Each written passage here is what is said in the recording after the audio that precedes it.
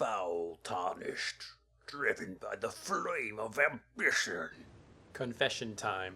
I am a human being, and as such I've got all kinds of opinions and biases and, messed up, conflicted things in my brain that I have to deal with.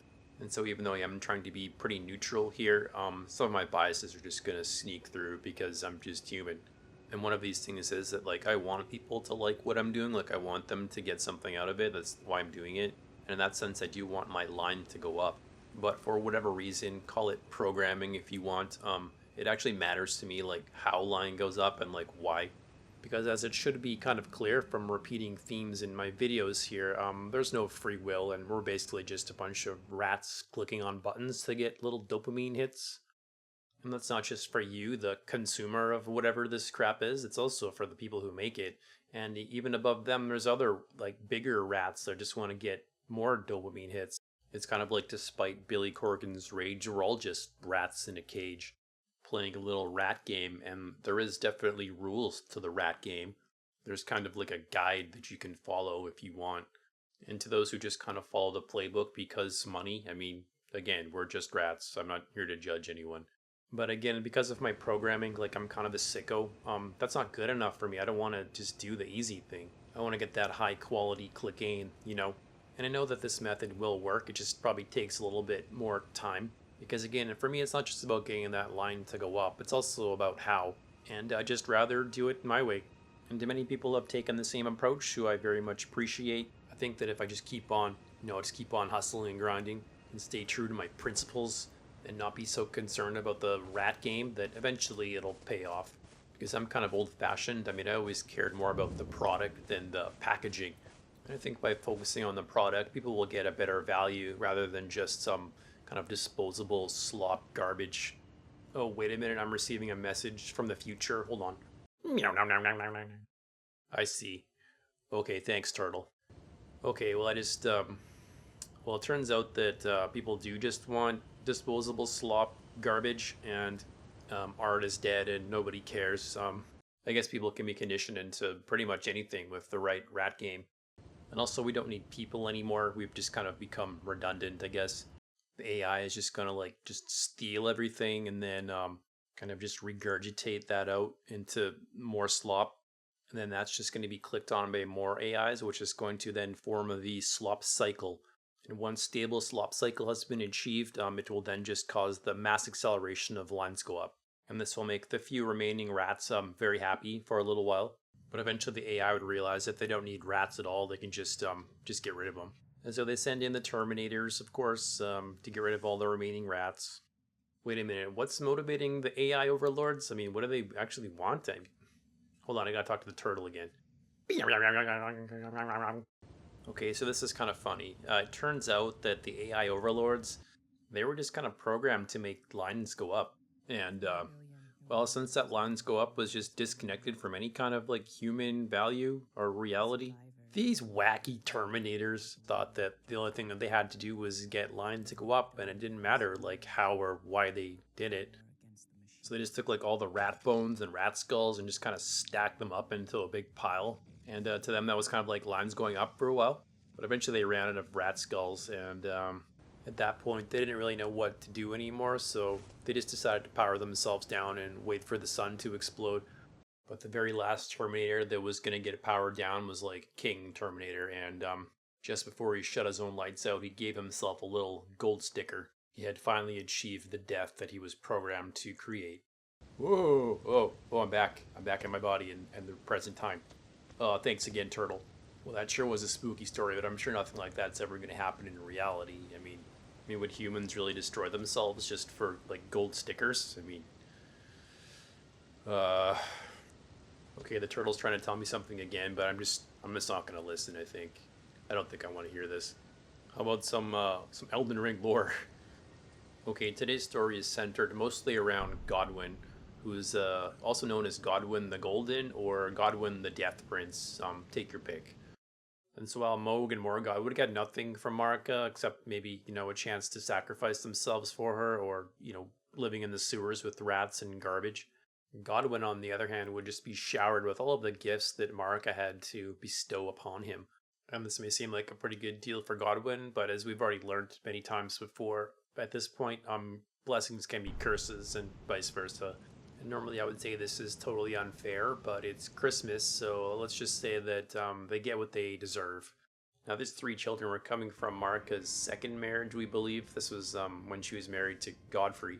And it seems pretty likely that Godfrey was around in the picture before Marika's ascension. So my guess would be that Morgoth and Moog were born before Marika had descended and when she was still under the control of the Hornsent. This would mean that Godwyn was the third-born child of Marika and Godfrey. And if you want to think about it this way, also possibly the first child that she had as like a free woman.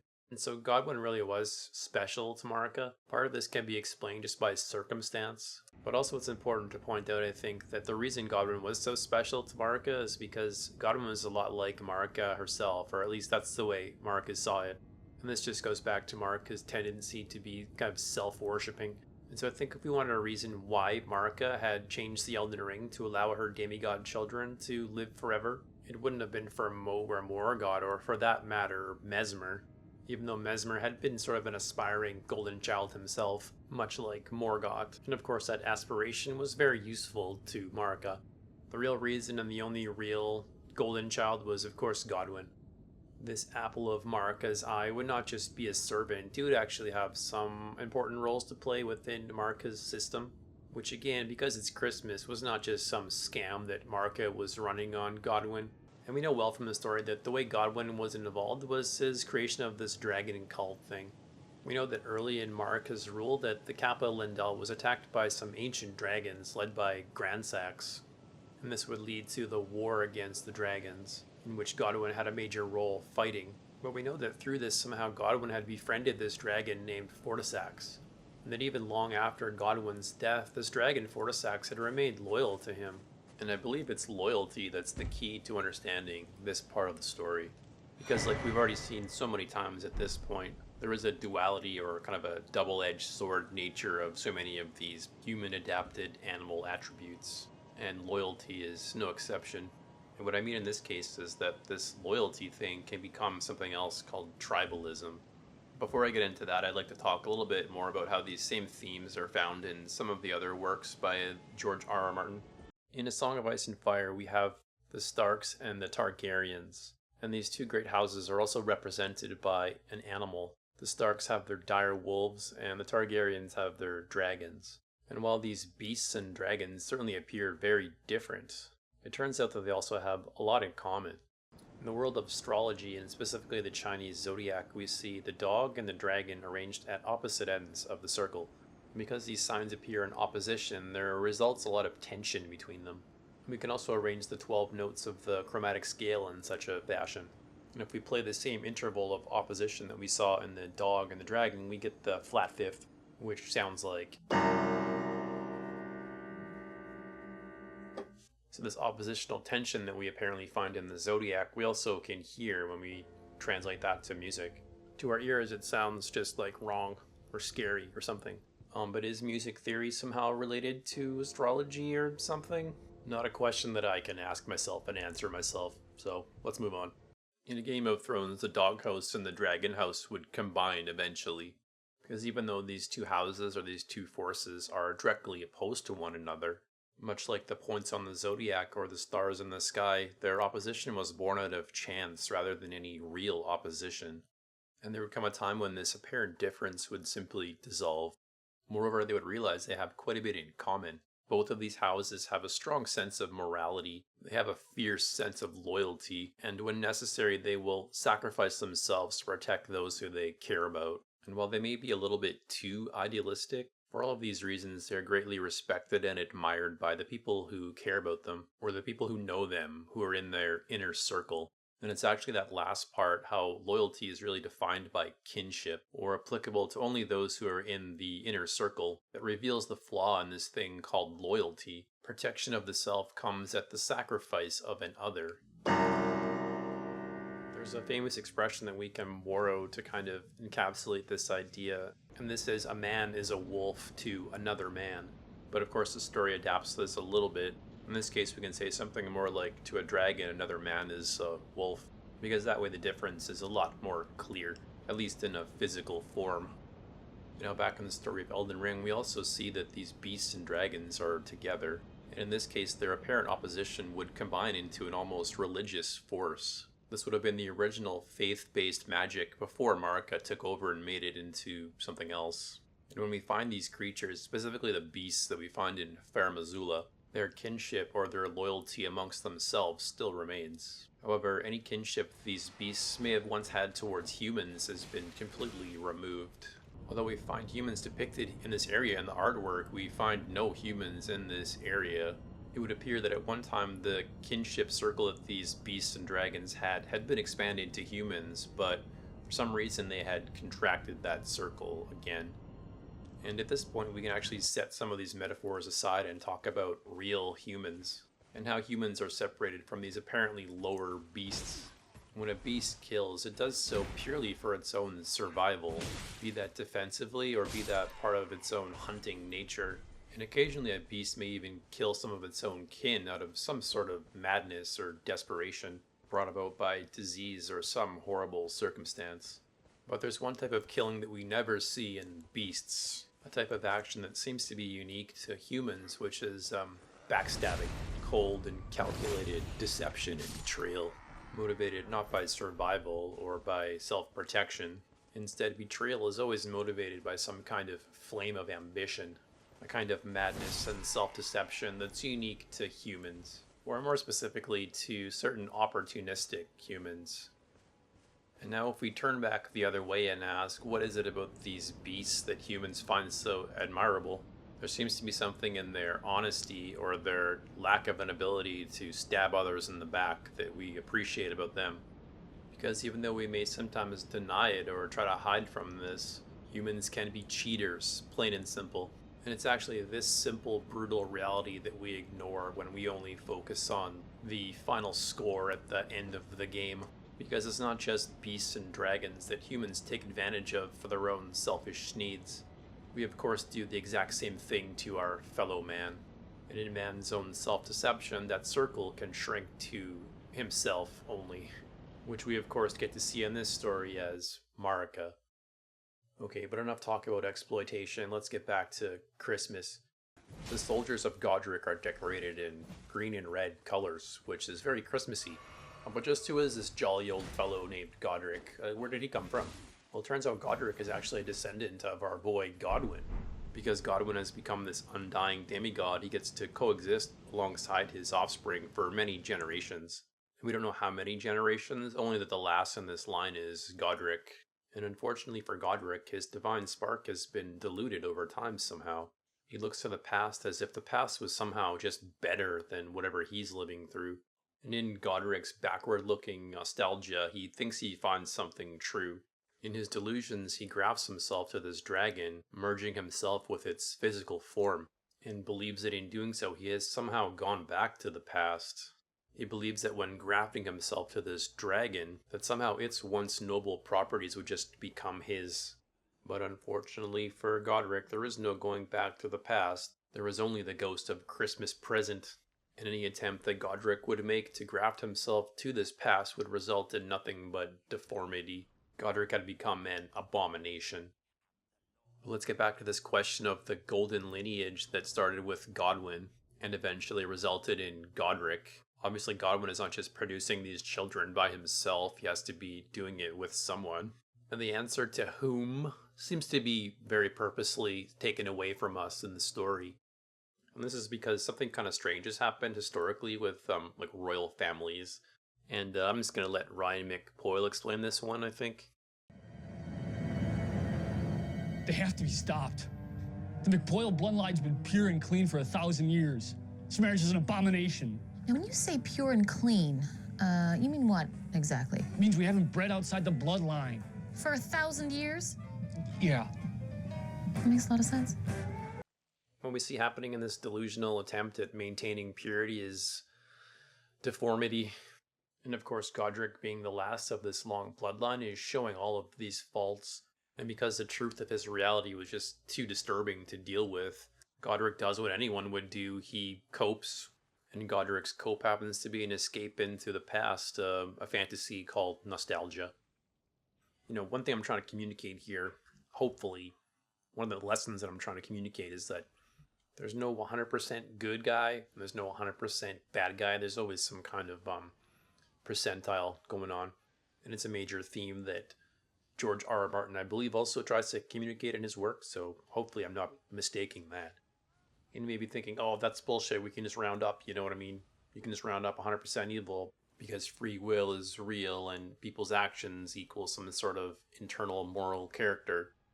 And pointing my finger at the bad guy just has to be right, because by inversion, I mean, that means that I'm totally good, right? And when I do this, I get a nice little dopamine hit, so that must mean that it's correct by some kind of, line goes up logic. And using this kind of splitting defense is, I mean, that's got to be okay to continue using, even though, we're not children. We say we're not children. I mean, I have a driver's license and I pay taxes, so I can't be a child. Because if we have been conditioned into like staying children mentally forever, well, that would mean that there's no free will. And that we're all just locked into this line goes up eventual Terminator logic. Nope, I refuse to think about it. Let's keep going. But just to highlight this non-duality of human moral character, let's look at another popular story from a different George this time. And here I'm talking about the original 6 movies of Star Wars. Not those newer ones. They were kind of Christmas stories. What the original story of Star Wars is really how Anakin became Darth Vader. How the familiar story of trauma, circumstance, and metachlorians would eventually shape this monster. In a way very similar to how Moog's story plays out. Anakin had the potential to become one of the most powerful Jedis ever, even the chosen one of prophecy who was meant to bring balance to the Force. But just like how Moog was corrupted by putting his faith in the wrong person, who was Hannibal Lecter Vare, Anakin too would put his trust in the wrong person, who was, of course, the Hannibal Lecter Emperor. And if you're not sure why I keep mentioning Hannibal Lecter here, Hannibal's whole deal was kind of pushing vulnerable people over the edge so that they would be like him. In that story, Anakin or Moog is replaced by a character called Will Graham. And in all 3 of these stories, we see how this corrupting influence can be something that's just impossible to eventually avoid. For whatever reason, it seems like Hannibal Lecter has a lot of power in these fictitious worlds. But to get back to the point of non-duality and Star Wars, even though Anakin does get corrupted and he does all kinds of terrible things, no doubt, at the end of the story, and spoilers here if you haven't seen the end of Star Wars in 2024, Vader, when forced to destroy his own son by the Emperor, finally gets a glimpse of the truth and realizes the monster that he's become. And in a way that certainly happens probably rarely in reality, Vader turns on the Emperor and as a result is saved in the end. And the only way for this to have been possible was that Anakin himself was never 100% evil. Despite all of his horrible, horrible actions, inside of that mechanical death suit was a little bit of a human being still. And if we play the story in reverse and see how there was never any free will to begin with, what we see in Anakin's case is really he just kind of got lucky, actually. What does it say about the Emperor, who was not human and actually a Sith? What about Vare and Hannibal Lecter? Or even, for that matter, their logic that would give rise to the Terminators and these other unfortunate devils who seem to be stuck in their black and white thinking? Specifically, why do these figures have so much power? Maybe we can just ask that question a different way and also imply the answer by asking it, why is man a wolf to another man? At the same time, we want to say that this dark side is something out there that's not us. I mean, our real human nature is not evil. However, as we've already seen, this evil only exists in human beings. It's actually one of our defining characteristics. Even the most pure heart has a little bit of evil in them, and just like we see in the yin-yang, in exactly the same way we see in Darth Vader, even the darkest side has a little bit of light in them still, because the truth of our moral character is non-duality. And to think it's not would be thinking like a child. But okay, back on track. Boy, I'm getting all kinds of distracted today. Godwyn. So I already described how Godwyn was kind of well liked by a lot of people, and most of this was coming from his involvement in creating this dragon cult thing. We also know that this dragon cult thing formed after Grand Sax had attacked the capital of Lindell. This was also the time when the Tree Sentinels realized that if they had any chance of fighting, they're going to have to become like dragons themselves. But I think it makes a lot of sense that before this Grand Sax attack on the capital, that Godwyn was actually already sort of like being friends with these dragons in a way. We also learned from the item description on the Cincadea that before something had happened, the beasts and dragons had some level of intelligence. And it was actually these more intelligent beasts and dragons that Godwyn had become friends with. In this way we see that Godwyn also had some of his father in him, because we know that Godfrey had an unbreakable bond with Siraj. And in a similar way, Godwyn would have this unbreakable bond with his friend Fortisax. But the idea that these beasts once had an intelligence, it also implies that it had been taken away.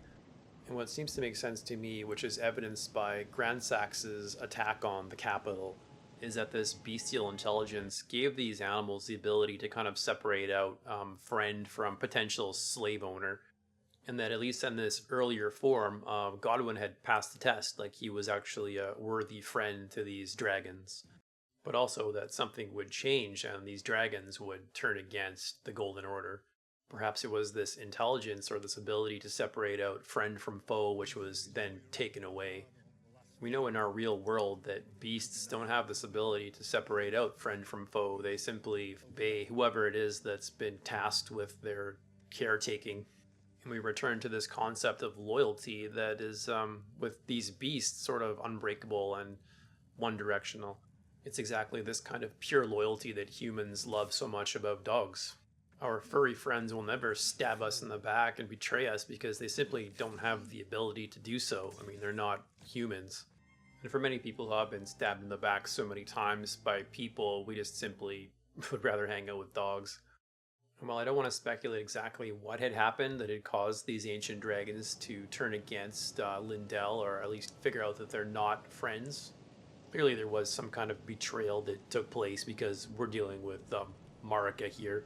But what I think must be true in the aftermath of this attack on Lindell, which would precede this war against the dragons, Marika, with her Hannibal Lecter nature, would turn against her own golden son.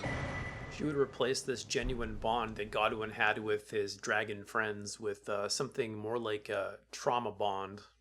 In this moment of apparent betrayal by the ancient dragons, which she of course orchestrated herself, she would then turn to her golden son Godwyn and say something like, "There you see, Godwyn, you see how I told you they would turn against you. Not like me, your loving mother, I would never turn against you." And young Godwyn, because of his own blind loyalty to Marika, much like a beast himself, his own good nature is used against him. He is twisted and corrupted into something that he was always designed to be, an analog of Marika herself, the ever-blessed golden child. But just how far would this corruption spread with Godwyn? I mean, how bad would things get with this guy? So we already saw how Godwyn would go on to create this golden lineage with some mysterious mate who surely definitely was not Marika. I mean, come on guys, it's Christmas. And now since this is how Godwyn has been raised, this is just like normal to him. And perhaps there would be other opportunities for him to like reproduce that golden lineage, you know, following the rules that he's been given. And obviously the only candidates for this type of royal union would be other royals, and there's really only one family in town. Now we've already talked about how curse can be a blessing and blessing can be a curse and all these things, and let's see how that applies to these Empyreans. So Melania had been cursed by the Scarlet Rot, which had, you know, spread throughout her whole body and made her kind of unable to probably reproduce. So in this sense, Melania's curse was a kind of blessing, maybe.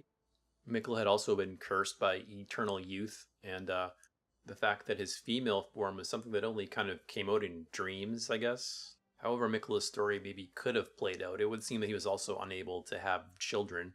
But there was some kind of connection between Mikkel and Godwyn, so I'm not really sure what that was exactly, but Mikkel did turn out a certain way, so I think it's fine, guys. Don't worry, Christmas.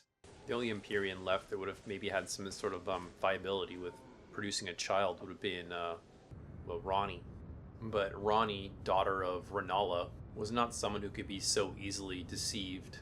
Ronnie had been blessed, or I guess some would say cursed, with the gift of wisdom. And in this wisdom, Ronnie had been able to see through the self-deception of this golden order. She would not keep the blindfold pulled down, no matter how familiar or comforting it might have been. And because there would have been so much opposition from Ronnie and at the same time so much entitlement from Godwyn, it's hard to see how any union that might have formed here would have been anything other than another violation of sovereignty.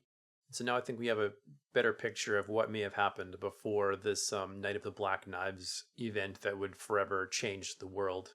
Ronnie had made the decision to dispose of her own physical form, and I think it's certainly possible that something had happened between her and Godwyn that would perhaps resulting in a pregnancy, and to Ronnie this was simply unacceptable. In this version, the thing that Ronnie would refuse to be controlled by was the Golden Order and Marika.